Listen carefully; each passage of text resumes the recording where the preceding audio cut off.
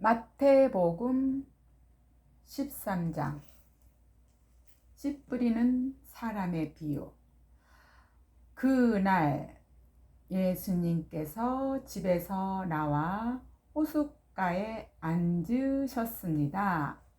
많은 사람들이 예수님의 주위에 몰려들었습니다.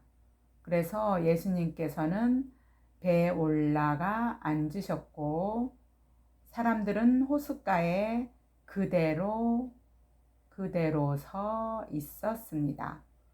예수님께서 사람들에게 많은 것을 비유로 말씀하셨습니다.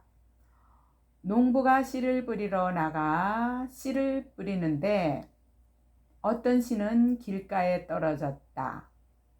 그래서 새들이 날아와 씨를 모두 먹어버렸다. 어떤 씨는 흙이 별로 없고 돌이 많은 곳에 떨어졌다.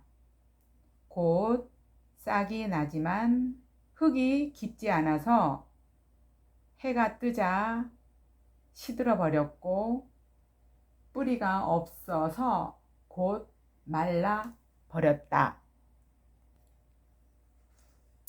어떤 씨는 가시덤불에 떨어졌다. 가시덤불이 자라서 그 씨를 잘 자라지 못하게 하였다. 어떤 씨는 좋은 땅에 떨어졌다. 열매를 맺었는데 어떤 것은 100배, 어떤 것은 60배, 또 어떤 것은 30배의 열매를 맺었다.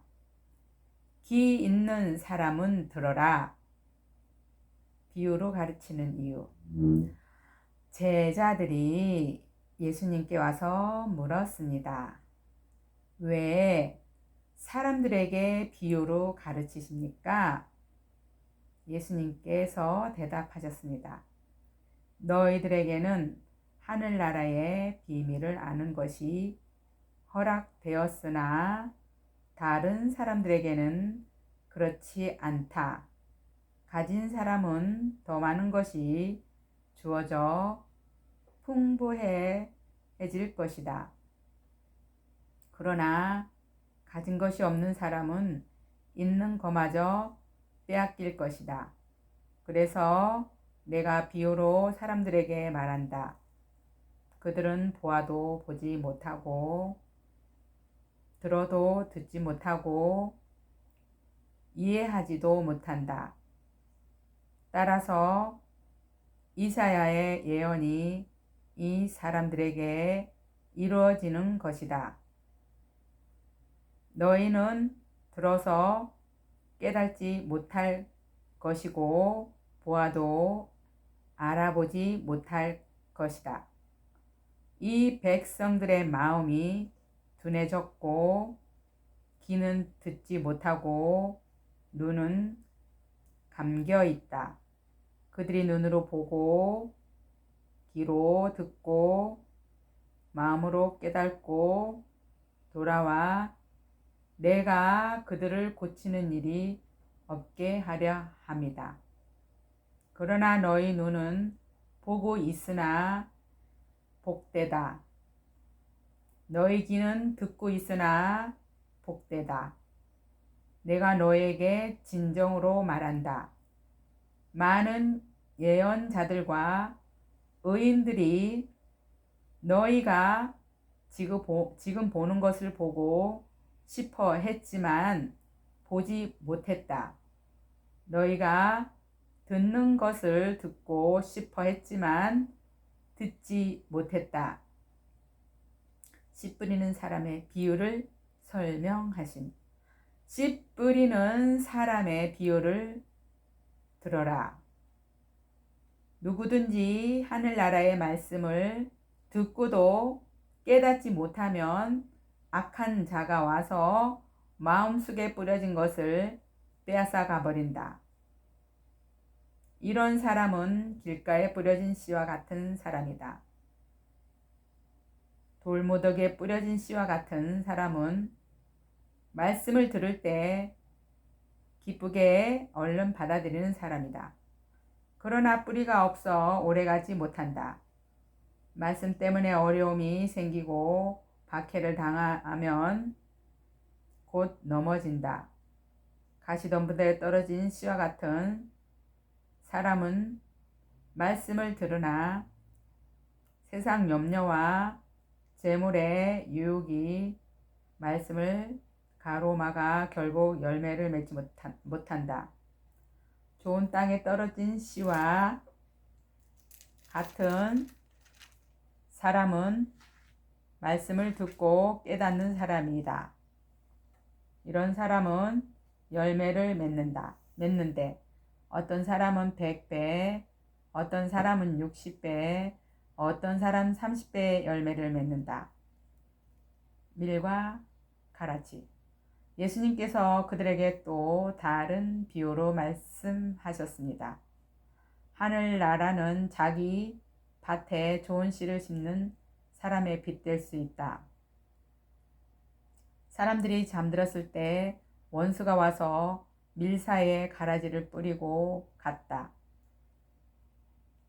밀이 자라서 낫알이 익을 때 가라지도 보였다. 주인의 종들이 와서 말했다. 주인님, 밭에 좋은 씨를 뿌리지 않았습니까? 그런데 어디서 이런 가라지가 나왔을까요? 주인이 대답했다. 원수가 그랬구나. 종들이 주인에게 물었다. 저희가 가서 가라지를 다 뽑아 버릴까요? 주인이 대답했다. 아니다. 너희가 가라지를 뽑을 때 밀도 함께 뽑힐라. 추수할 때까지 함께 자라게 놔두어라. 추수할 때 내가 일꾼들에게 먼저 가라지를 거두어 묶어서 불에 태우고 밀은 거두어 곳간에 쌓으라고 하겠다. 겨자씨의 누룩. 예수님께서 또 다른 비유를 그들에게 말씀해 주셨습니다. 하늘나라는 마치 겨자씨와 같다. 어떤 사람이 겨자씨를 가져다가 자기 밭에 심었다. 이 씨는 다른 어떤 씨보다 작다. 그런데 이것이 완전히 자라면 다른 어떤 풀보다도 더 큰 식물이 된다. 그러면 하늘의 새들이 와서 그 가지에 둥지를 둘 수 있게 된다. 예수님께서 또 다른 비유를 그들에게 말씀해 주셨습니다. 하늘나라는 누룩에 빗댈 수 있다. 여자가 누룩을 가져다가 밀가루 3포대에 섞어 넣었더니 반죽이 부풀러 올랐다. 비유로 말씀하신 예수님께서 이 모든 것을 사람들에게 비유로 말씀해 주시고 비유가 아니면 아무것도 말씀하지 않으셨습니다. 이것은 예언자가 말한 것을 이루려고 하신 것입니다. 내가 입을 열어 비유로 말할 것이다. 이 세상이 세워질 때부터 지금까지 숨겨졌던 것을 말할 것이다. 밀과 가라지의 비유를 설명하신 그때 예수님께서 사람들에게 떠나 집으로 돌아가셨습니다. 제자들이 예수님께 와서 말했습니다. 밭에 난 가라지의 비유에 대해 저희들에게 설명해 주십시오. 예수님께 대답해 주셨습니다. 밭에 좋은 씨를 뿌리는 이는 인자이다. 그리고 밭은 세상이다. 좋은 씨는 하늘나라의 모든 아들들이다. 가라지는 악한 자의 아들들이다. 그리고 나쁜 씨를 심은 원수는 마귀이다. 추수 때는 세상의 마지막 날이다.